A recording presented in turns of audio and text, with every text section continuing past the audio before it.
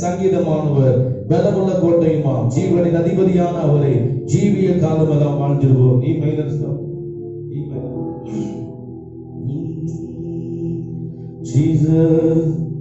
அவர் எந்த சங்கீதமானவர் பலமுள்ள கோட்டையுமாம், ஜீவனின் அதிபதியான அவரை ஜீவிய காலமெல்லாம் வாழ்ந்திருவோம்.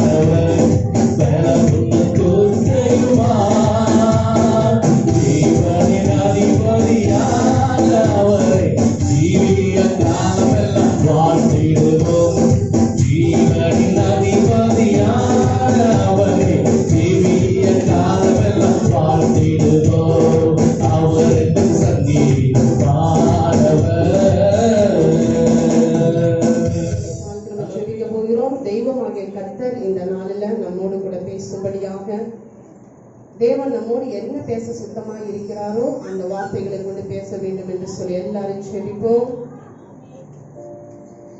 என்னையே நோக்கி கூப்பிட்டால் போதும், நான் உந்தன் சமீபமே என்றீரே ஐயா. என்னையே நோக்கி கூப்பிட்டால் போதும், நான் உந்தன் சமீபமே என்ற நின் பாதத்தை உந்தனில் வைத்திட்டேன், என்ற நின் பாதத்தை உந்தனில் வைத்திட்டேன். ஆதரித்தீர் இயேசுநாதா, ஆதரித்தீர் இயேசுநாதா. அல்லேலூயா கல்வாரி சிலுவை நாதா, அல்லேலூயா இரக்கம் காட்டிடும் ஐயா. உம்மையே நாடி ஓடி வந்தோம் பாதம், உம்மையே நாடி ஓடி வந்தோம் பாதம். இரக்கம் காட்டிடும் ஐயா, இரக்கம் காட்டிடும் ஐயா. அல்லேலூயா கல்வாரி சிலுவை நாதா, அல்லேலூயா இரக்கம் காட்டிடும் ஐயா. எங்களை அதிகமாய் அன்பாய் நேசிக்கிற எங்கள் அன்பின் பரலோக பிதாவே, அருமையான ஆசீர்வதிக்கப்பட்ட இந்த காலை வேலைக்காய் உமக்கு நாங்கள் நன்றி செலுத்துகிறோம். தெய்வமாகிய கர்த்தர் நீர் நல்லவராய் எங்கள் வாழ்க்கையில இருந்ததற்காக உமக்கு நன்றி. நீர் ஊழியம் செய்த நாட்களிலே உம்மை தேடி வந்த மனிதர்களின் தேவைகளை அறிந்து தினம் தினம் அற்புதங்களை செய்த தெய்வம் இந்த ஆராதனை வேலையில, இந்த செய்தி வேலையில தெய்வமாகிய கர்த்தர் உங்களுடைய பிள்ளைகளுக்கு நீர் அற்புதங்களை செய்வீராக. நம்முடைய வார்த்தையில விடுதலை உண்டு, நம்முடைய வார்த்தையில அற்புதம் உண்டு. அந்த வார்த்தையை கொண்டு கர்த்தர் பேசுங்கப்பா. ஒவ்வொருவரும் விடுதலையோடு இந்த வார்த்தைகளை கேட்க கர்த்தர் அனுகிரகம் செய்யுங்க. உடைய கரத்துல எங்களை கரை மட்டுமாய் தாழ்த்தி அர்ப்பணிக்கிறோம். இயேசுவின் நாமத்தில் ஜெபிக்கிறோம் எங்கள் ஜீவனுள்ள நல்ல பிதாவே, ஆமென் ஆமென். நாம் எடுத்தவர்கள் வாசிப்போம். ஏசாயா தீர்க்கதரிசன புஸ்தகம் 53வது அதிகாரம். ஏசாயா தீர்க்கதரிசன புஸ்தகம் 53வது அதிகாரம் 5வது வசனத்தை ஒருவர் சத்தத்தை ஏற்றி யாராவது ஒருத்தர் தெளிவா சத்தமா வாசிங்க பார்க்கலாம். நம்முடைய மீறுதல்களின் நிமித்தம் அவர் காயப்பட்டு, நம்முடைய மீறுதல் நிமித்தம் அவர் காயப்பட்டு, நம்முடைய அக்கிரமங்களின் நிமித்தம் அவர் நொறுக்கப்பட்டார். நமக்கு சமாதானத்தை உண்டு பண்ணும் ஆக்கினை, சமாதானத்தை உண்டு பண்ணும் ஆக்கினை அவர் மேல் வந்தது, அவருடைய தழும்புகளால் குணமாகிறோம், அவருடைய தழும்புகளால் குணமாகிறோம். ஆமென் ஹல்லேலூயா. இங்க ஏசாயா தீர்க்கதரிசி எழுதுகிறார், அவருடைய தழும்புகளால் நாங்கள் குணமானோம் என்று சொல்லி. ஹல்லேலூயா.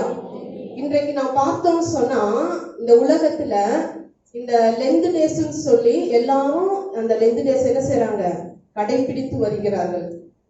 அதாவது எந்த நான்வெஜ்ஜும் சாப்பிடாம ஒரு நேரம் உபவாசித்து, அதாவது எந்த கெட்ட காரியங்களையும் செய்யாம இந்த 40 நாட்கள் மாத்திரம் அதை கடைபிடிக்கணும்னு சொல்லி, ஒரு சிலர் பாத்தீங்கன்னா அந்த ஜெபமாலை, அந்த சிலுவையை கழுத்துல போட்டுக் கொள்வார்கள். ஆனால் அந்த சிலுவையினுடைய நோக்கம் என்ன? ஆண்டவராக இயேசு கிறிஸ்து எதற்காக அந்த சிலுவையை சுமந்தார்? அந்த சிலுவையினுடைய மேன்மை என்ன? அவருடைய தழும்புகளால என்ன நடக்கிறது? இது எதையுமே யோசிப்பது கிடையாது, ஒரு ஃபார்மாலிட்டிஸ்க்காக. ஆனா எல்லாரும் அப்படி இருக்க மாட்டாங்க, ஒரு சிலர் உண்மையாலுமே அதை செய்வார்கள்.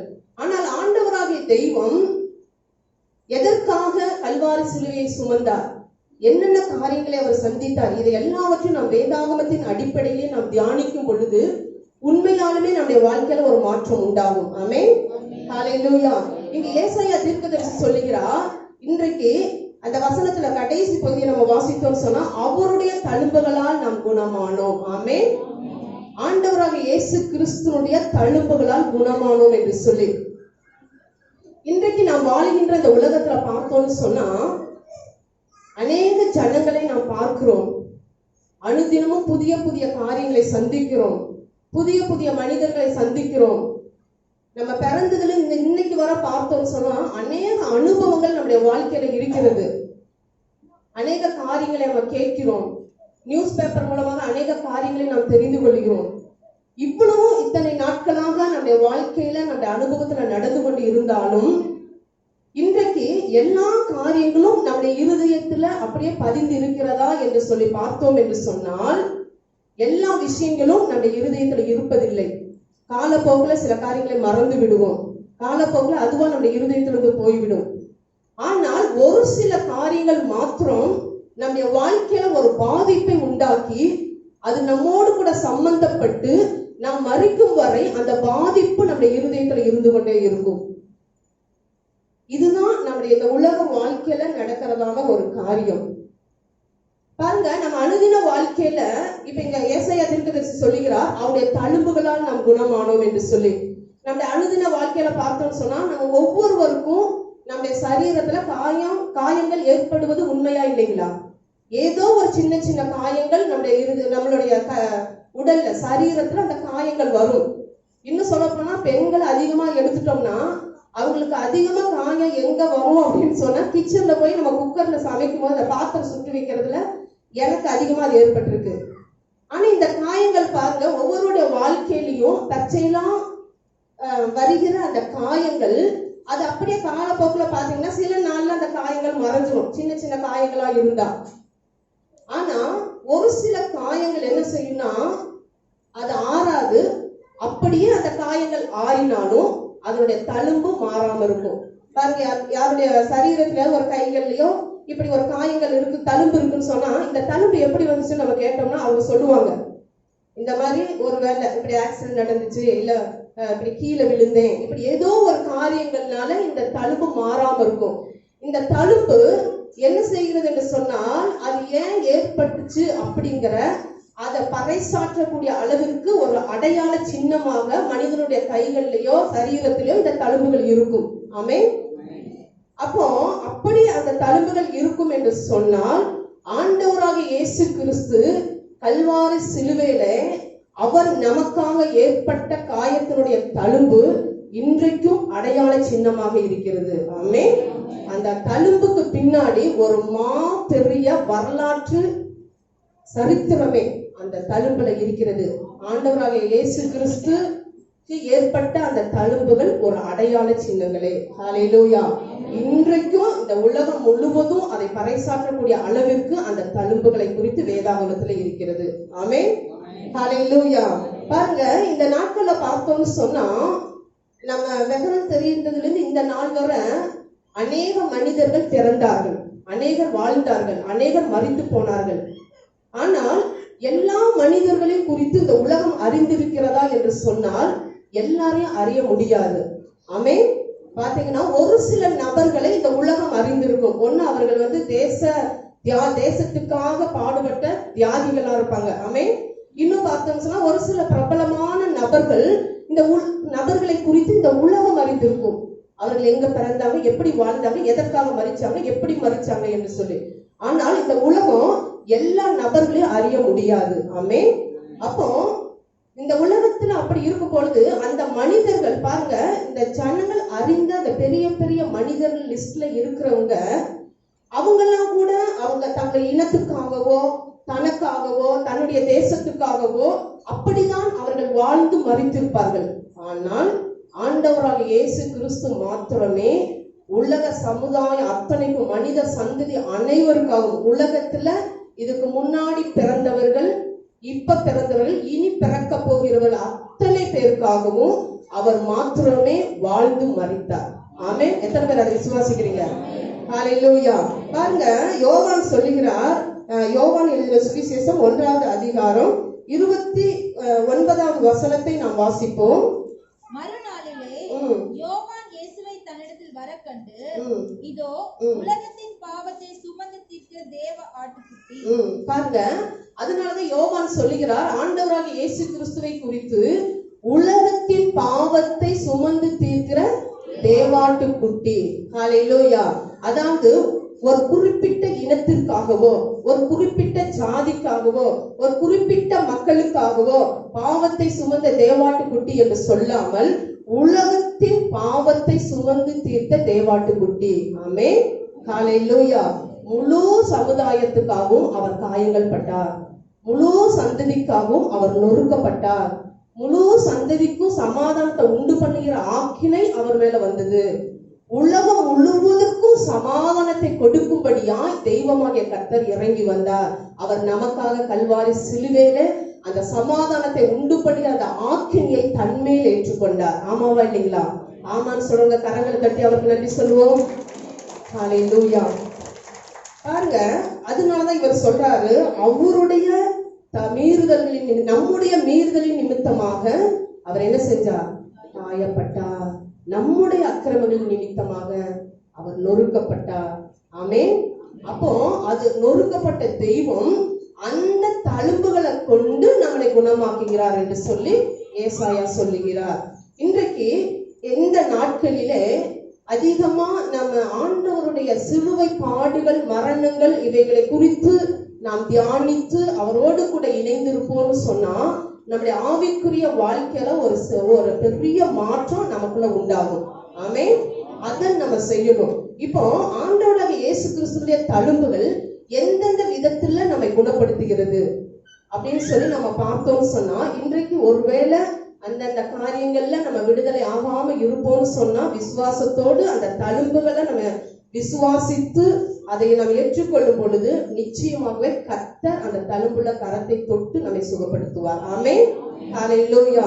எடுத்தவர்கள் வாசிப்போம். முதலாவது, ஆண்டவராகிய இயேசு கிறிஸ்து அந்த தழும்புகள் எதை குணமாக்குகிறது என்று சொன்னால், சரீரத்தை குணமாக்கும் தழும்புகளாக இருக்கிறது. வாசிப்போம். மத்தேயு எழுதின சுவிசேஷம் 8வது அதிகாரம் 17வது வசனம்.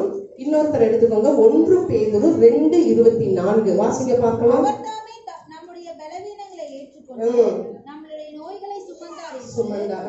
ஏசாயா தீர்க்கதரிசியால் உரைக்கப்பட்டது நிறைவேறும்படி இப்படி நடந்தது. அவர் நம்முடைய சுகவீனங்கள், பலவீனங்கள், நம்முடைய வியாதிகள் எல்லாவற்றையும் அவர் சுமந்தார். ஆமென். 1 பேதுரு 2:24 வாசிங்க பார்க்கலாம்.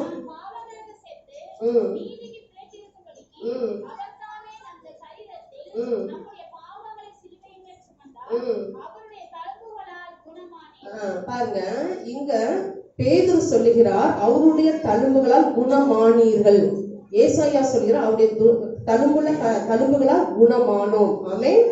அப்போ இந்த இடத்துல வாசித்தோம்னு சொன்னா, ஆண்டவராகிய இயேசு கிறிஸ்து நம்முடைய பாவங்களையும், நம்முடைய சாபங்களையும், நம்முடைய அக்கிரமங்களையும், நம்முடைய வியாதிகளையும் எல்லாவற்றையும் அவருடைய சரீரத்திலே ஏற்றுக்கொண்டபடியினாலே நமக்கு நம்முடைய சரீரத்துல ஒரு விடுதலை கொடுக்கிறவராய் இருக்கிறார். ஆமென்.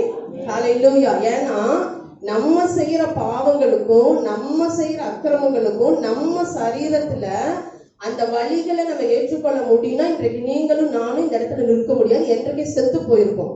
ஆனா ஆண்டவராகிய இயேசு கிறிஸ்து பாருங்க, நம்ம மீது இறக்க வச்சு, நம்ம மீது கிருபை வச்சு, இத்தனை காரியங்களையும் என் பிள்ளைனால தாங்க முடியாது என்று சொல்லி நமக்காக அவருடைய சரீரத்திலே எல்லா பாடுகளையும் பட்டு நம்முடைய சரீரத்துல வருகிற வியாதிகளை அவரே ஏற்றுக்கொண்டார். ஆமென். ஹல்லேலூயா. எத்தனை பேர் இதை விசுவாசிக்கிறீங்க? கரங்களை வைத்து ஹல்லேலூயா சொல்லுவோமா? ஹல்லேலூயா. பாருங்க, இயேசு கிறிஸ்துனுடைய தழும்புகள் நம்முடைய பாவங்கள், அக்கிரமங்களை மாத்திரமல்ல, நம்முடைய நோய்களையும் சுகப்படுத்துகிற தழும்புகளா இருக்கிறது. இயேசு கிறிஸ்து இந்த உலகத்துல ஊழியம் செய்த நாட்கள்ல நீங்க பார்த்தீங்கன்னு சொன்னா, அவர் போகிற இடங்கள்ல, அவர் ஒரு இடத்துக்கு வருகிறார் என்று சொன்னால் அநேக வியாதியஸ்தர்கள் அந்த இடத்துல வருவார்கள். அவர் அநேகரை சுகப்படுத்தி இருக்கிறார். குஷ்டரோகியை தொட்டு சுகப்படுத்தினார், ஊமையை பேச வைத்தார், குருடரை தொட்டு கண் திறக்க செய்தார். இப்படியாக அநேக வியாதியஸ்தர்களை ஆண்டவராக இயேசு கிறிஸ்து சுகம் கொடுத்தார், அவர்களுக்கு சுகத்தை கொடுத்தார். இன்னும் சொல்ல போனா மனதுருகி தொட்டு சுகப்படுத்தினார். ஹல்லேலூயா. நம்முடைய தெய்வம் மனதுருக்கத்தின் தெய்வமாய் இருந்து ஊழியம் செய்த நாட்களிலே அவர் சுகத்தை கொடுத்தார். அப்பொழுது மட்டும்தான் கொடுப்பாரா? இல்லை. அதனாலதான் ஆண்டவராக இயேசு கிறிஸ்து, பிதாவுடைய சித்தம், நான் மரித்து அடக்கம் பண்ணப்பட்டு 3ஆம் நாள் உயிரோடு எழுந்து அந்த பரலோகத்துக்கு ஏறி போவேன், அப்பொழுது என்னுடைய ஜனங்கள் என்னுடைய தழும்புள்ள கரங்களினால அவர்கள் சுகமாவார்கள். அவர் பரத்துல இருந்தாலும் அந்த தழும்புள்ள கரங்களினால தொட்டு சுகப்படுத்த அவராலே முடியும். ஆமாவா இல்லைங்களா? ஆமென். ஹல்லேலூயா. நீங்க வாசிக்க பார்க்கலாம். லூக்கா எழுதின சுவிசேஷம் 7வது அதிகாரம் 21வது வசனத்தை நாம் வாசிப்போம். லூக்கா 7:21. அந்த சமயத்திலே நோய்களையும் கொடிய வியாதிகளையும் பொல்லாத ஆவிகளையும் கொண்டிருந்த அநேகரை அவர் குணமாக்கி அநேக குருடர்களுக்கு பார்வை அளித்தார். பாருங்க, ஆண்டவராகிய இயேசு ஊழியம் செய்த நாட்களிலே அப்படிப்பட்ட காரியங்களை செய்தார். அந்த தெய்வம் இப்பொழுது என்ன செய்கிறார் என்று சொன்னால், சங்கீதம் 107:20 வாசித்தோன்னு சொன்னா, அவர் தம்முடைய வசனத்தை அனுப்பி அவர்களை குணப்படுத்தினார். ஆமென். வசனத்தை அனுப்பி பாத்தீங்கன்னா வேதாகமத்துல அநேக வசனங்கள் எழுதப்பட்டு இருக்கிறது. வியாதியஸ்தம் என்று சொன்னா அதற்கான வசனங்கள். அப்போ அந்த வசனத்தை அவர் நமக்காகத்தான் எழுதி வைத்திருக்கிறார். அந்த வசனத்தை நம்ம சொல்லி ஜெபிக்கும் பொழுது, விசுவாசத்தோடு ஜெபிக்கும் பொழுது, அந்த வசனத்தினுடைய இருக்கிற வல்லமை நம்ம சரீரத்துக்குள்ள வந்து நம்மை பலப்படுத்தும். ஆமென். எத்தனை பேர் விசுவாசிக்கிறீங்க? ஹல்லேலூயா.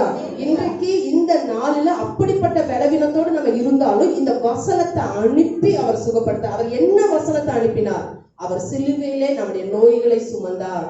அவர் வியாதியஸ்தர்களை சுகப்படுத்தினார். இந்த வசனத்தை நம்ம கன்ஃபஸ் பண்ணி நம்ம ஜெபிக்கும் பொழுது தெய்வமாகிய கர்த்தர் நம்ம சரீரத்துல ஒரு விடுதலையை கொடுப்பார். ஆமென். ஹல்லேலூயா.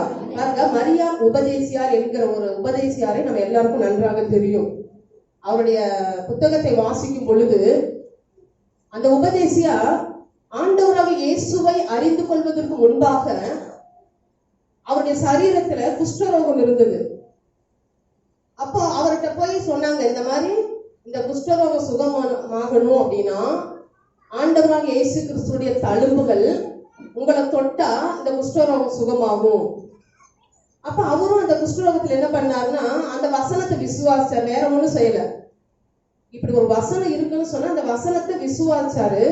அந்த தழும்புள்ள கரத்தை உடைய தெய்வமாக கர்த்தரை தன்னுடைய அடைக்கலமாக ஏற்றுக்கொண்டார். அவர் மேல ஒரு நம்பிக்கை வைத்தார். அவ்வளவுதான். நம்பிக்கை வைத்து சரி இப்ப அவரால் சுகப்படுத்த முடியும்னு சொல்லி அப்படி அவர் நம்பிக்கை வைத்த பொழுது ஆண்டவராக இயேசு கிறிஸ்து அவருக்கு தரிசனத்திலே வெளிப்பட்டார். எப்படி வெளிப்பட்டார் என்று சொன்னால், தன்னுடைய தழும்புள்ள கரத்தை அவரிடத்திலே காண்பித்து, இந்த தழும்புள்ள கரத்தினால உன்னை நான் சுகப்படுத்துவேன் சொல்லி அவருடைய கரத்தை, தழும்புள்ள கரத்தை அவருடைய சிரசுல வைத்து அவர் தொட்டு அவருக்கு குணமாகணும்னு சொன்ன உடனே அந்த நேரத்திலேயே அவருடைய குஷ்டரோகம் சுகமானது. ஆமென். எத்தனை பேருக்கு இந்த சம்பவம் தெரியும்? பாருங்க, அந்த நேரத்திலே அவர் தொட்ட உடனே அந்த குஷ்டம். அப்ப எந்த அளவுக்கு அவர் விசுவாசமா இருந்திருப்பாரு பாருங்க. வேதவசனம் சொல்லுகிறது, உங்கள் விசுவாசமே உலகத்தை ஜெயிக்கிற ஜெயம். ஆமென். அப்போ அப்படி ஆண்டவராகிய தெய்வம் இத்தனை ஆண்டுகள் மரித்து இத்தனை ஆண்டுகள் ஆனாலும் இன்றைக்கும் அவருடைய தழும்புள்ள கரம் அவரை தொட்டு சுகப்படுத்துகிறதா இருக்கிறது. ஹல்லேலூயா, ஹல்லேலூயா. பாருங்க, அந்த உபதேசியார் அந்த சுகமான உடனே அவர் அப்படியே போகாம உடனே தன்னுடைய வாழ்க்கையை ஆண்டவராகிய இயேசுடைய உன்னதமான பணியை செய்வதற்கு அர்ப்பணித்தார்.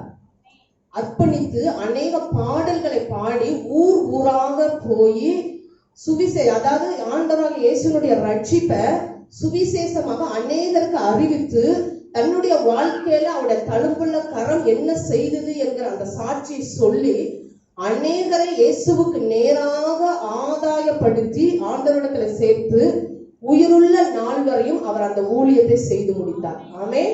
ஹல்லேலூயா. ஆனா பாருங்க, 10 குஷ்டரோகிகள் சுகமானாலும் எல்லாரும் ஆண்டவருக்கு நன்றி சொல்லல. அந்த சமாரியனை போல இந்த உபதேசியா நன்றி உள்ளவராய் எனக்காக சுகத்தை கொடுத்து என்னை வாழ வைத்த தெய்வத்துக்கு நான் உயிருள்ள நாளெல்லாம் சாட்சியாய் இருப்பேன் என்று சொல்லி வாழ்ந்து காட்டினார். இன்றைக்கு நன்றி சொல்வதற்கு மறந்து நம்ம போயிடலாம். ஆனா ஆண்டவருடைய தழும்புள்ள கரம் இன்றைக்கும் அற்புதங்களை செய்கிற கரமாய் இருக்கிறது. ஆமென். அது ஒரு நாளும் மறந்து போகாது, அது ஒரு நாளும் மறையாது. ஆண்டவராகிய தெய்வம் தழும்புள்ள கரத்தை வைத்து நம்முடைய வியாதிகளை சுகப்படுத்துகிறவராய் இருக்கிறார். ஹல்லேலூயா. பாருங்க, இன்றைக்கு பிசாசுடைய நோக்கம் என்ன அப்படின்னு சொன்னா, நமக்கு சரீரத்துலதான் பலவீனத்தை கொடுத்து உட்கார வைப்போம்.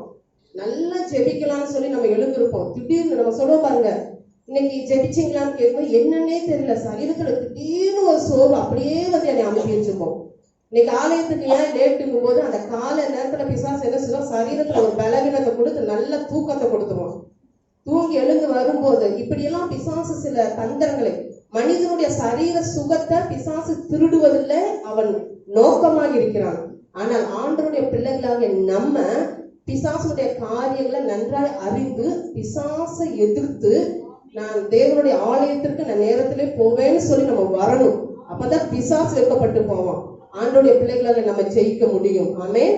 அப்போ அந்த சரீரத்துல வியாதிகளை கொடுத்து பலவீனப்படுத்தி, திடீர்னு சரீரத்துல ஒரு பலவீனம் வரும், திடீர்னு ஒரு மயக்கம் வரும். இதெல்லாம் நம்ம வாழ்க்கையில வர்றதெல்லாம் என்னன்னு சொன்னா, நம்ம ஆண்டவர்கிட்ட நெருங்கி ஜெபித்து ஆண்டவரோடு போக கூடாதபடி சத்துரு வைத்த காரியங்கள். பலவீனத்திலும் என் பலன் பூரணமாய் விளங்கும். ஆமென். உன் கிருபை எனக்கு போதும், பலவீனனும் தன்னை பலவான் என்று சொல்வான். இதெல்லாம் ஆண்டவராகிய தெய்வம் வேதாகத்தில் எழுதி வைத்திருக்கிற இந்த வசனங்களை சொல்லும் பொழுது நமக்கு சரீரத்துல ஒரு விடுதலை வரும். ஆமென். நம்ம சரீரத்துல விடுதலை வேணும் அப்படின்னு சொன்னா ஃபர்ஸ்ட் நம்ம வசனத்தை கன்ஃபஸ் பண்ணணும்.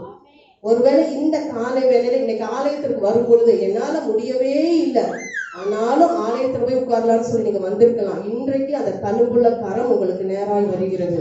எத்தனை பேர் அதை விசுவாசிக்கிறீங்க? ஆண்டவருடைய தழும்புள்ள கரம் பலவீனப்பட்ட உங்க பகுதிகளில் கர்த்தர் வைக்க போகிறார். பலவீனத்தோடு வந்த உங்க வாழ்க்கையில அவர் வைக்க போகிறார். இருதயத்துல சோர்வோடு கூட, இருதயம் மிகவும் காயப்பட்ட நிலையில நீங்க வந்திருப்பீங்கன்னு சொன்னா, 2000 ஆண்டுகளுக்கு முன்பாக நமக்காக கல்வாரி சிலுவையில மரித்து உயிர்த்த தெய்வமாக கர்த்தருடைய தழும்புள்ள கரம் இன்றைக்கும் உங்களை தொட்டு சுகப்படுத்தி அற்புதங்களை செய்ய போகிறது. எத்தனை பேர் விசுவாசிக்கிறீங்க? கரங்களை தட்டி அந்த ஆண்டவருக்கு நன்றி சொல்லி ரிசீவ் பண்ணுவோமா? ஹல்லேலூயா, ஹல்லேலூயா. நம்முடைய தெய்வம் கைவிடாத தெய்வம். அவருடைய தழும்புகள் நமக்கு ஆரோக்கியத்தை அளிக்கக்கூடிய அருமருந்தாக இருக்கிறது. இப்படியாக அவருடைய தழும்புகள் முதலாவது சரீர சுகத்தை நமக்கு கொடுக்கிறது. அடுத்தபடியாக அவருடைய தழும்புகள் நமக்கு என்ன செய்கிறது என்று சொல்லி வாசித்தோம் என்று சொன்னால், யோவான் எழுதின சுவிசேஷம் 20வது அதிகாரம்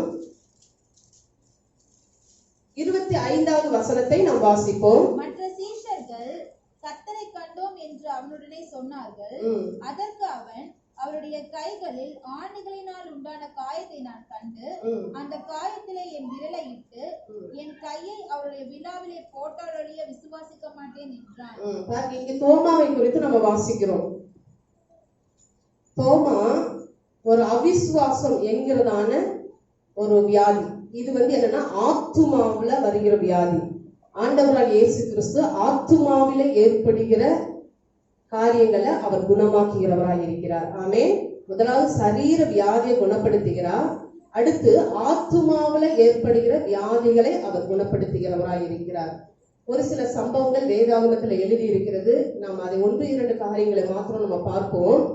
மனிதனுடைய வாழ்க்கையில பார்த்தோம்னு சொன்னா, சரீரத்துல வருகிற வியாதியை விட ஆத்துமாவுல உண்டாகிற வியாதி மிகவும் டேஞ்சரான ஒன்று. ஆமென். ஹல்லேலூயா. இன்னைக்கு டாக்டர்கிட்ட பாருங்க, ஒரு சிலரை டாக்டர்கிட்ட போய் வியாதின்னு சொல்லி போனா எல்லா ஸ்கேனு, எக்ஸ்ரே, செக்அப் எல்லாம் பண்ணிடுவாங்க. சரீரத்துல ஒண்ணுமே இருக்காது. ஆனா எந்த மருந்து மாத்திரை சாப்பிட்டாலும் அவங்களுக்கு எதுவுமே செட் ஆகாது. காரணம் என்னன்னா, அவங்களுக்குள்ள இருக்கிறது சரீர வியாதி அல்ல, அது ஆத்தும வியாதி. ஆமென். இந்த ஆத்தும வியாதி, அதாவது சரீரத்துல வர வியாதியை கூட மருந்து கொடுத்து அது கொஞ்சம் கொஞ்சமா அது நன்றா மாறும், அப்புறம் வரும், அப்புறம் போகும், மாத்திரை சாப்பிட்டு இப்படி போயிடும் சரீர வியாதி. ஆனா ஒரு மனிதனுக்கு ஆத்துமாவுல வியாதி அந்த வியாதி சரீரத்தை தாக்குமானா அந்த சரீரத்தை சுகப்படுத்தவே முடியாது டாக்டரால. ஏன்னு சொன்னா, அது அப்படியே கொஞ்சம் கொஞ்சம் கொஞ்சமா அந்த ஆத்துமால இருக்கிற அந்த வியாதி அப்படியே அந்த ஆத்துமாவை பாதித்து அந்த ஆத்துமாவை நரகத்துக்கு கொண்டு போறது மாத்திரமல்ல, அந்த ஆத்துமா அப்படியே சரீரத்தையும் தாக்கி சரீரம் பலவீனப்பட்டு நோய்வாய்ப்பட்டு சீக்கிரத்துல அந்த மனிதன் செத்து போயிடும். இதுதான் மனிதனுடைய வாழ்க்கையில. அப்போ இந்த மனிதனுடைய வாழ்க்கையில ஆத்துமாவை பாதிக்கிற காரியங்கள்ல இருந்து ஆண்டவராகிய தெய்வம் தன்னுடைய தழும்புல கரத்தை வைத்து அந்த ஆத்துமாவை குணப்படுத்துகிறவராக இருக்கிறார். மார்க் எழுதின சுவிசேஷம் 2வது அதிகாரம் 5வது வசனத்தை நாம் வாசிப்போம்.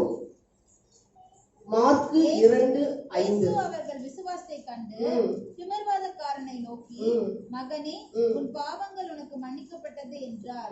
பாருங்க, இங்கு நம்ம வாசித்தோம்னு சொன்னா திமிர்வாதக்காரனை குறித்து நம்ம எல்லாத்துக்கும் நன்றாக தெரியும். ஆண்டவராக இயேசு கிறிஸ்து ஊழியம் செய்த நாட்களிலே ஒரு திமிர்வாதக்காரனை அவர்கள் என்ன செய்தார்கள் என்று சொன்னால் இயேசுவினிடத்தில் கொண்டு வருகிறார். அவனுக்கு இருந்தது திமிர்வாத வியாதி. அப்போ அவங்க டைரக்டா கொண்டு வர்றது காரணம் என்னன்னா, அங்க ஜன கூட்டங்கள் நிரம்பி இருந்தாங்க. ஏன்னா இயேசு ஊழியம் செய்த நாட்கள்ல இயேசு எங்க இருக்காரோ அங்க என்ன திரளான கூட்டம் இருக்கும். அப்ப இவங்க என்ன செஞ்சாங்கன்னா, வீட்டினுடைய மேல்கூரை அதை பிரிச்சு அவனை டைரக்டா இயேசு இருக்கிற ரூம், இயேசு கிறிஸ்து இருக்கிற அந்த ரூம்குள்ள கொண்டு வர்றாங்க. அப்ப அவனுக்கு என்ன வியாதி அப்படின்னா, இவன் திமிர்வாதக்கார வியாதியா இருக்கிறான், இவன் ஆண்டவர் தொட்டு சுகப்படுத்தணும்னு சொல்லி கொண்டு வந்தாங்க. ஆனா இவங்க எதிர்பார்த்தது ஒன்று. ஆனா ஆண்டவராக இயேசு அந்த இடத்துல சொல்ற காரியம் என்னன்னா, இப்ப அவர் என்ன சொல்லியிருக்கணும் அப்படின்னா, திமிர்வாதக்கார வியாதி வெளியே போகணும்னு சொல்லியிருக்கணும், உனக்கு திமிர்வாதத்துல சுகம் கிடைக்கணும்னு சொல்லியிருக்கணும். அவர் அதையெல்லாம் சொல்லாம, உன் பாவங்கள் உனக்கு மன்னிக்கப்பட்டது. அப்ப அவனுக்குள்ள இருந்த வியாதி சரீரத்துல வந்த வியாதி என்னன்னா, ஆத்துமாவுல வந்த வியாதி நிமித்தமாக சரீரத்துல வியாதி. அப்ப அவன் எதுல பாதிக்கப்பட்டிருக்கானா, நாட் ஒன்லி சரீரத்துல மட்டும் இல்ல, அவன் ஆத்துமாலையும். பாருங்க, அவனுக்கு ஆத்துமாவிலையும் வியாதி, சரீரத்திலும் வியாதி. இப்படி இருந்தபடினால்தான் ஆண்டவராக இயேசு கிறிஸ்து ஆவியிலே அதை அறிந்தார். இவனுக்குள்ள ஆத்துமாக்குள்ள அந்த பாவம் என்கிற வியாதி இருக்கிறது. இந்த பாவத்திலிருந்து அவனை விடுதலை ஆக்குனாதான் அவனுக்கு சரீரத்துல ஒரு விடுதலை. ஆமே, சரீரத்துல ஒரு விடுதலை அது டெம்பரரி தான். ஆனா பெர்மனண்டா ஆத்துமால அந்த வியாதி சுகமடைஞ்சா மட்டும்தான் அவன் சரீரத்துல விடுதலையோடு கூட இருக்க முடியும்னு ஆண்டவர் அறிஞ்சாரு. அவர் என்ன சொன்னாருன்னா, உன் பாவங்கள் உனக்கு மன்னிக்கப்பட்டது. அது இடையில அடுத்த வசனங்கள்லாம் பார்த்தா சீசர்லாம் சொல்றாங்க, இவர் பாவத்தை மன்னிக்கிறதுக்கு இவர் யாரு அப்படின்னு பேசிக்கிறாங்க. ஆனா 11வது வசனத்தை நீங்க வாசிக்க பார்க்கலாம். உன் வீட்டுக்கு போ என்று உனக்கு சொல்லுகிறேன். பாருங்க, ஆண்டவராக இயேசு சொல்றாரு, நீ எழுந்து உன் படுக்கையை எடுத்துக்கொண்டு நீ வீட்டுக்கு போ. அடுத்துதான் சொல்றாரு, அடுத்துதான் திமிர்வாதக்கார வியாதி அவனை விட்டு போகுது. உடனே கீழ் வசனத்துல அவன் எழுந்து புறப்பட்டு போறான். எல்லாரும் அவனை ஆச்சரியமா, ஏன்னா அவனை கொண்டு வரும் பொழுது கட்டல் படுக்கையோடு கூட அவனை மேல்கூரையில பிரிச்சு அவன் நடந்து வரல. அவனுக்கு அந்த இதுல மேல இருந்து அப்படியே டைரக்டா இறக்கி ஆண்டனை கொண்டு வந்த மனுஷன் இப்ப எப்படி போறான்னா, அவன் எழுந்து அவனே போறான். இப்ப ஆண்டவர் சரீரத்துல சுகத்தை கொடுத்துட்டாரு. சரீரத்துல சுகத்தை கொடுப்பதற்கு முன்பதாக அவருடைய ஆத்துமால ஆண்டவராகிய தெய்வம் சுகத்தை கொடுத்தார். நம்முடைய வாழ்க்கையில பாவம், கோபம், அவிசுவாசம், சுய பரிதாபம், இவை எல்லாமே நம்முடைய உள்ளுக்குள்ள அதெல்லாம் உள் வியாதிகள். இவைகள் கொடியதான வியாதிகள். இது மனிதனை முற்றிலும் அழிச்சிரும், நம்மளை நரகம் கொண்டு போயிடும். இந்த உள் வியாதிகள்ல இருந்து சுகமடைய செய்ய முடிந்த ஒரே தெய்வம் நம்முடைய ஆண்டவராக இயேசு கிறிஸ்து மாத்திரமே. ஆமே, இதுக்கு எந்த டாக்டர் நல்ல சிறப்பான ஒரு டாக்டர் போனா சரியாயிரும் இல்ல, கண்டிப்பா அது முடியாது. அது வேணா டெம்பரவரியா கொஞ்சம் நல்லான மாதிரி இருக்கலாம், பட் இது எப்பொழுதும் உள்ளுக்குள்ள வாதித்து கொண்டே இருக்கும். ஆமே, ஒரு ஊழியக்காரர் ஒரு 3 நாள் கன்வென்ஷன் வைத்து மீட்டிங் நடத்திட்டு இருந்தாரு. அப்போ ஒரு மனிதன் அவன் பல கொலைகளை செய்து விட்டான். பல கொலைகளை செய்து அவன் அந்த மீட்டிங்க்கு வரும் பொழுது பார்த்தா, அவனுக்கு விரோதமா இருந்த ஒரு மனிதனுடைய தலையை அப்படியே கட் பண்ணி அப்படியே கையில பிடித்து கொண்டு வந்தானா. அப்ப அவன் போகும்போது பார்த்தீங்கன்னா, அந்த மனிதனுடைய அந்த அந்த கையில வைத்திருந்த அந்த தலையினுடைய கண்கள் இவனையே பார்த்து கொண்டிருக்குதான். இவனுக்கு அப்படி ஒரு ஃபீலிங், இது அப்படியே இவனையே பார்க்குது. அப்ப இவன் என்ன செய்துட்டானா, அவன் போன அந்த ஒரு வழியில அந்த காட்டு பகுதியில அவன் என்ன பண்ணிட்டான், பயந்துட்டு அந்த தலையை தூக்கி போட்டான். மீண்டும் அவன் போயிட்டு இருக்கிறான். போயிட்டு இருக்கும்போது அப்போ மீண்டும் அந்த அந்த அந்த பாடியோட அந்த ஹெட் கையில இல்ல, பட் இவனுடைய உள் மனசாட்சி இவனை வாதித்து அவனுக்கு அப்படியே அந்த நினைவாவே இருந்துட்டு இருக்குது. அவனால் அதுல இருந்து மீளவே முடியல. அப்போ அவன் போய் அந்த ஊழியக்காரர்கிட்ட போய் ஜெபிக்க போனானாமா.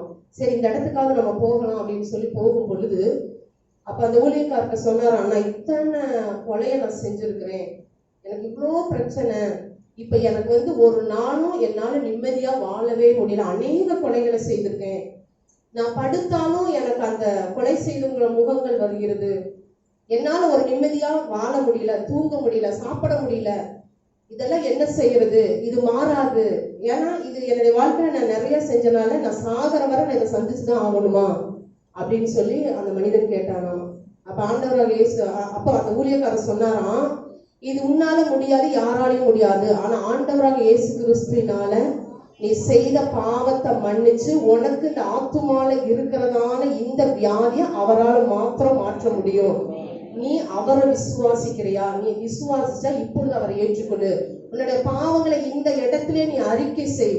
ஆண்டவராக இயேசு கிறிஸ்து அந்த பாவங்களுக்காக தான் கல்வாரி சிலுவையில ரத்தத்தை சிந்தி மரித்தார் என்று சொல்லி அந்த இடத்துல அவனுக்கு சத்தியத்தை சொல்லும் பொழுது அவன் உண்மையாலுமே இந்த ஆத்துமால எனக்கு ஒரு விடுதலை தாரும் என்று சொல்லி அவன் முழங்கால் படியிட்டு தன்னுடைய பாவங்கள் என்னென்ன கொலைகளை செய்த எல்லாவற்றையும் அறிக்கையிட்டு ஜெபம் பண்ணான். ஜெபம் பண்ணும் பொழுது ஆண்டவராகிய தெய்வம் அவனுடைய தழும்புள்ள கரத்தை தொட்டு அவனுடைய எல்லா பாவங்களையும் மன்னித்தார். ஆத்துமால இருந்ததான அந்த பாவத்தை அவர் நீக்கி போட்டார். இன்றைக்கு வட இந்தியா பகுதியில ஒரு மிஷனரி ஊழியத்தை அந்த மனிதர் செய்து கொண்டிருக்கிறார். ஆமென், ஹல்லேலூயா. அப்ப அவருடைய தழும்புள்ள கரங்கள் எப்படிப்பட்ட ஆத்தும வியாதியா இருந்தாலும் அது நம்மை சுகப்படுத்துகிறதா இருக்கிறது. ஹல்லேலூயா. இந்த ஆத்துமால வர வியாதிக்கு அந்த குற்ற மனசாட்சி பாருங்க நம்மளை எப்பொழுது உறுத்தி கொண்டு ஆண்டவர் நம்ம வாழ்க்கையில வச்ச மேன்மைகளை நம்ம பெற்றுக்கொள்ள முடியாதபடிக்கு அப்படியே நம்மளை அமிழ்த்து போட்டுவிடும்.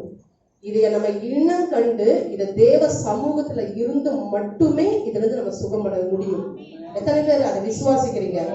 ஹல்லேலூயா. பாருங்க, நம்ம வாசித்தோம் யோவான் 20:25 தோமாவை குறித்து வாசிச்சோம். தோமாவுக்குள்ள இருந்தது அந்த அவிசுவாச வியாதி. அப்போ ஆண்டவராக இயேசு கிறிஸ்து மரித்து அடக்கம் பண்ணப்பட்டார், 3ஆம் நாள் உயிரோடு எழுந்தார். அவர் தம்முடைய சீசர்களுக்கு காட்சி அளித்தார். அதாவது ஆண்டவராக இயேசு உயிரோடு கூட வந்துட்டதற்கு அடையாளமாக அவரே அவர்களுக்கு முன்பதாக வந்து உங்களுக்கு சமாதானம் என்று சொல்லி தன்னை வெளிப்படுத்தினார். அப்பொழுது அவர் சொல்லும் பொழுது அந்த இடத்துல தோமா இல்லை. இன்றைக்கு நம்மளா இருந்தாலும் அப்படிதான் செய்வோம். தோமா மாதிரி தான் நம்மளும் அவிசுவாசமா இருந்திருப்போம். அப்போ சீசர்கள் சொல்றாங்க தோமாட்ட, இந்த மாதிரி நாங்க கூடி இருந்தோம், இயேசு வந்தாரு, இந்த இடத்துல வந்து சமாதானம் சொன்னாரு அப்படின்னு சொல்லும் பொழுது தோமாவுக்கு என்ன அப்படின்னா, தோமா அதை வந்து ஒரு அசால்ட்டா நினைக்கிறாரு. என்ன அப்படின்னு சொன்னா, இவங்க வந்து ஏதோ ஒண்ணு சொல்றாங்க, யாரையோ பார்த்துட்டு சொல்றாங்க, அது எப்படி மரித்த இயேசு அடக்கம் பண்ணப்பட்டாரு, எப்படி அவர் உயிரோட வருவாரு, சான்ஸே இல்லைன்னு சொல்லிட்டு அவர் அதை நம்பல. அப்போ தோமாவுக்குள்ள இருந்ததான இந்த அவிசுவாச வியாதிய எத்தனை பேர் போய் சொன்னாலும் ஏற்றுக்கொள்ள முடியாது. ஏன்னா இது நமக்கே யோசிக்கும் போது பாத்தீங்கன்னா, நம்ம ஆண்டவருடைய பிள்ளைகளை ஆண்டவரை ஏற்றுக்கொண்டு விசுவாசிக்கிறனால நம்ம ஏற்றுக்கொண்டோம். ஆனா நம்ம வந்து அவிசுவாசமா இருந்திருப்போம்னு சொன்னா எப்படி இறந்தவர் உயிரோட வருவாரு? அது நடந்திருக்காது. சீசர்கள் வந்து என்னமோ சொல்றாங்கன்னு சொல்லி நம்மளும் அப்படிதான் நினைச்சிருப்போம். அப்போ இது யாரு போய் சொன்னாலும் ஏற்றுக்கொள்ள முடியாத ஒன்று. அப்படிப்பட்ட அவிசுவாசம் தோமாக்குள்ள இருந்துச்சு. இந்த அவிசுவாச ஆத்துமால இருக்கிறதால இந்த அவிசுவாசம் என்கிற வியாதியை நீக்க வேண்டும் என்று சொன்னால் மீண்டும் ஆண்டவராக இயேசு கிறிஸ்து தன்னுடைய தழும்புள்ள கரத்தை காண்பிக்கணும். அது தோமாவை பார்க்கணும். இன்னைக்கு நம்ம வாழ்க்கையில அப்படிதான், ஏதாவது ஒண்ணு சொல்லும் பொழுது அதை நான் பார்த்தனா, எனக்கு நான் பார்த்தாதான் அதை நம்புவோம். அப்போ ஆண்டவர் என்ன செஞ்சார்னா, இந்த தோமாவுக்கு மேல அக்கறை வச்சு கிருபை வச்சு, ஏன்னா தேவன் தோமாவை குறித்து வைத்த திட்டம் பெரிய திட்டம். அவனுடைய இன் ஃபியூச்சர்ல அவனை கொண்டு செய்யற காரியங்கள் அதிகமா இருந்தது. அப்போ இயேசு என்ன செய்தார்னா, இப்போ இவன் இப்படி அவிசுவாசமா இருக்கிறானே, நம்ம இந்த வியாதியை இவன் இருந்து நீக்கலைன்னா நம்ம வச்ச திட்டத்தையும் இவன் அழைத்த அழைப்பையும் நம்ம இவனை குறிச்சு வச்ச நோக்கத்தையும் இவன் செய்யாமே போயிடுவான்னு சொல்லிட்டு மீண்டும் ஆண்டவராக இயேசு தோமாவுக்கு தரிசனமாகி தன்னுடைய தழும்புள்ள கரத்தை நீட்டினார். ஆமென், ஹல்லேலூயா. அந்த வசனத்தை வாசிங்க, யோவான் 20:27-28 மாத்திரம் வாசிங்க பார்க்கலாம்.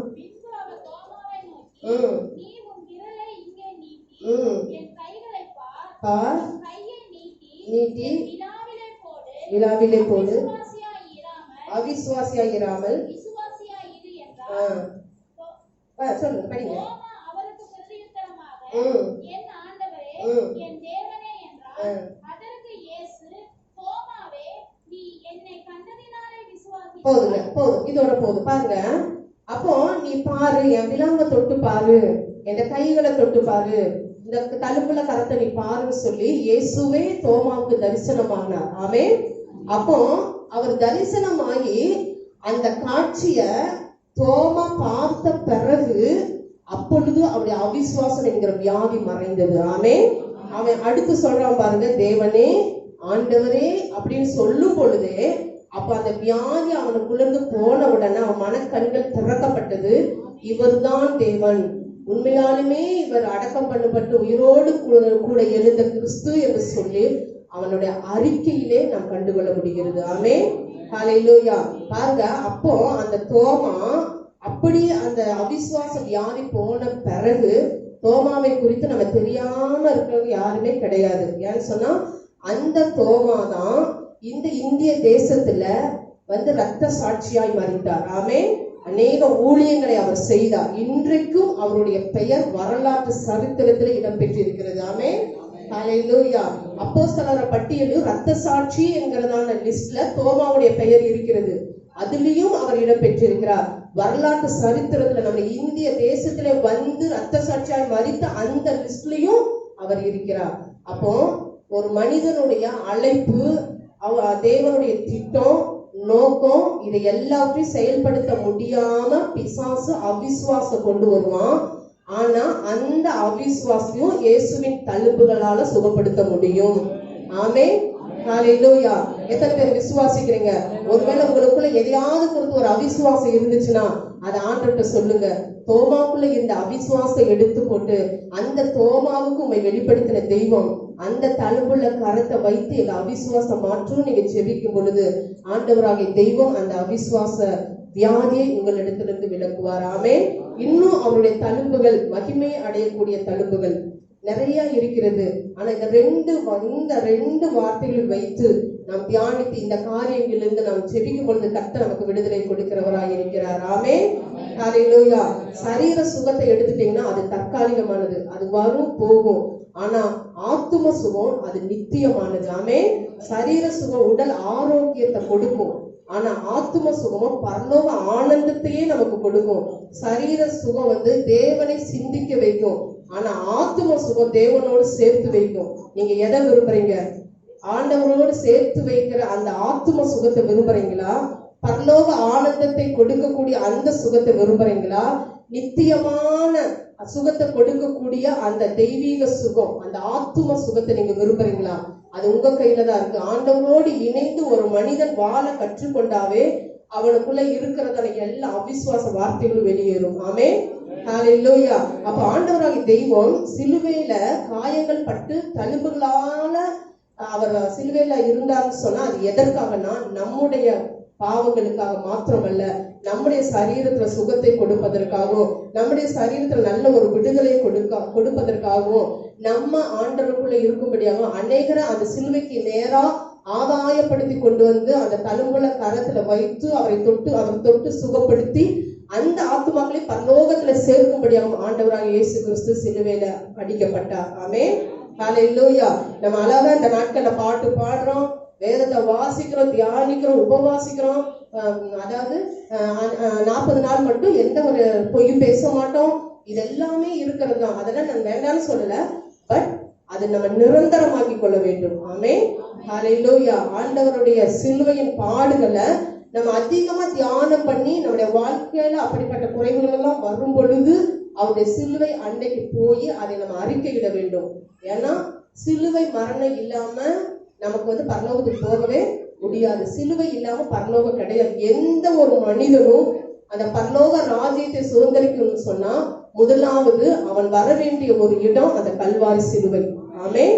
அந்த சிலுவையில வரும் பொழுது அவனுடைய பாவங்கள், அவனுடைய சாபங்கள், அவனுடைய அக்கிரமங்கள், அவனுடைய மீறுதல்கள், அவனுடைய வியாதிகள், அந்த ஆத்துமால இருக்கிற வியாதிகள் எல்லாவற்றையும் அந்த சிலுவை மாத்திரமே சுகத்தை கொடுக்கும் என்பதை நாம் அறிந்து ஒவ்வொரு நாளும் அவருடைய பாதத்தில் அமர்ந்து அந்த சிலுவைக்கு முன்பாக நாம் நிற்போம்.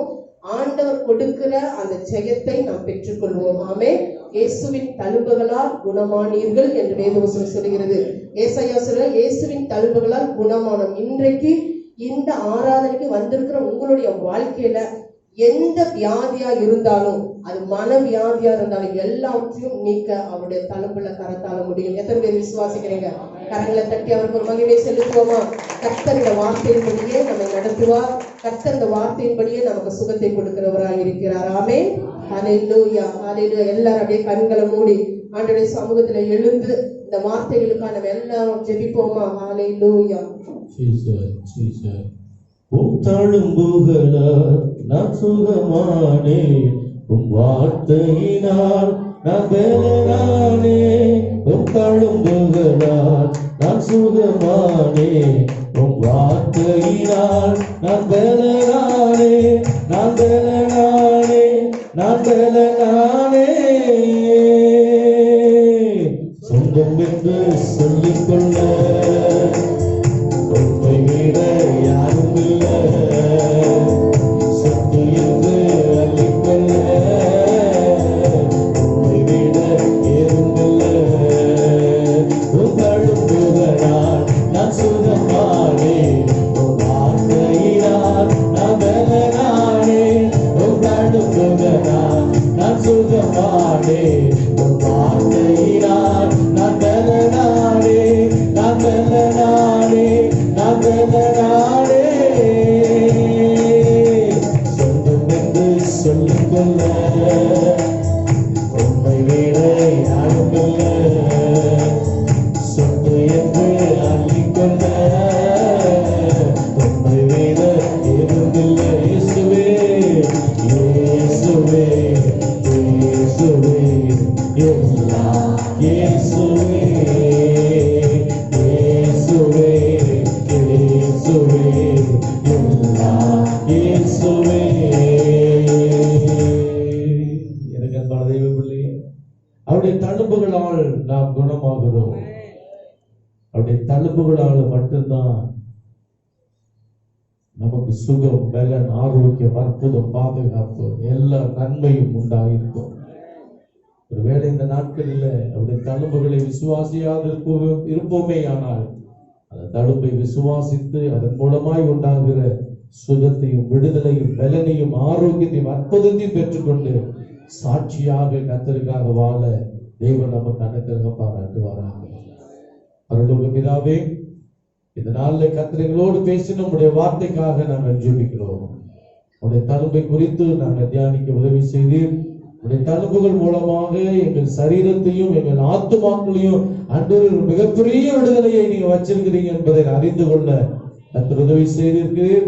அதை நாங்கள் ருசித்து ஆண்டவரே உடைய நாமத்துக்கு சாட்சியாய் வாழ கர்த்தர் கிருபை பாராட்டும்படி ஜெபிக்கிறோம். விசேஷமாக இந்த நாளில் வந்து ஒவ்வொரு மக்களையும் கர்த்தர் ஆசீர்வதியும், கிருபையினாலே மூடிக்கொள்ளும்.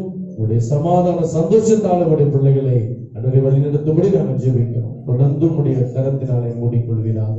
மாலையில நடக்கிற உபவாச கூடுகை கர்த்தர் பொறுப்பெடுத்து நடத்துவீராக. சகலவற்றையும் உடைய கரத்தில் ஒப்புக் கொடுக்கிறோம். துதி கன மகிமை யாவும் உமக்கே ஏறெடுக்கிறோம். இயேசு கிறிஸ்துவின் விலையேற பெற்ற நாமத்தில் ஜெபிக்கிறோம் எங்கள் நல்ல பிதாவே, ஆமென். எல்லாரும் சேர்ந்து சொல்லுவோம். என் ஆத்துமாவே கர்த்தரை ஸ்தோத்திரி, என் முழு உள்ளமே பரிசுத்த நாமத்தை ஸ்தோத்திரி.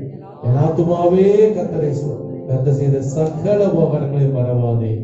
ஆமென். நம்முடைய கர்த்தராகிய இயேசு கிறிஸ்துவின் கிருபையும் பிதாவாகிய தேவனுடைய அன்பும் பரிசுத்த ஆவியினுடைய அந்நியோன்ய ஐக்கிய சத்தியத்தை அறிகிற அறிவும் எப்பொழுதும் நம் அனைவரோடு கூட நீடித்து நிலைத்திருப்பதாக. ஆமென். அல்லேலூயா, அல்லேலூயா, அல்லேலூயா. கர்த்தர் ஒருவரை ஆசீர்வதிப்பாராக.